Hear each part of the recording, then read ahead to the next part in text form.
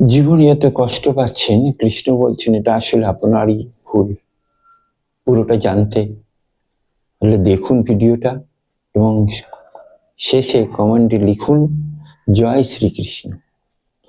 कर्मण्येवाधिकारस्ते मा फलेषु कदाचन मा कर्मफलो हेतुर्भूर्मा ते সঙ্গঃ সত্যকর্মণি।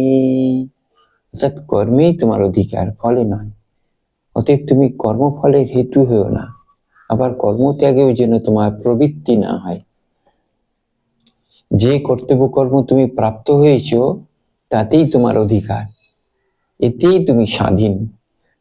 কারণ হলো মানুষের জীবনে কর্মের প্রাধান্য মানুষ ব্যতীত অন্য কোনো প্রাণীরই নতুন কর্ম করার জন্য নয়।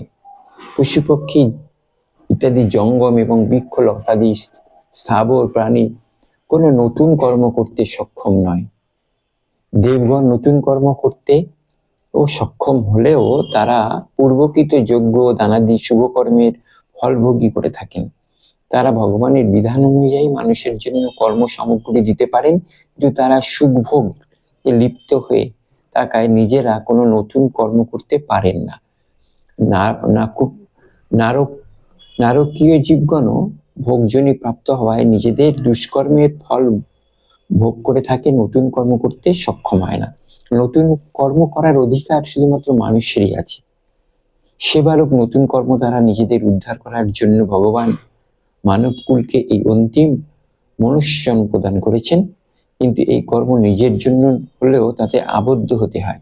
আবার আলস্য প্রমাদ গা ভাসিয়ে যদি কর্মবিমুখ হয় তাহলে জন্মমরণ চক্রে বারংবার তাকে আবর্তিত হতে হয়। ভগবান সেই জন্য বলেছেন তোমার কর্মমাত্র কর্মেই অধিকার, ফলে নয়। যেমন কোনো বৃক্ষের কোঠরে আগুন লাগলে সে গাছ আর সহজে সবুজ এবং সতেজ থাকে না, শুকিয়ে যেতে থাকে। তেমনি যে ব্যক্তির মধ্যে আসক্তিরূপ আগুন লেগে রয়েছে সে কখনোই শান্তি পেতে পারে না। হরে কৃষ্ণ। ভিডিওটি ভালো লাগলে আপনারা লাইক সাবস্ক্রাইব করবেন এবং আমার সঙ্গে থাকবেন। নমস্কার।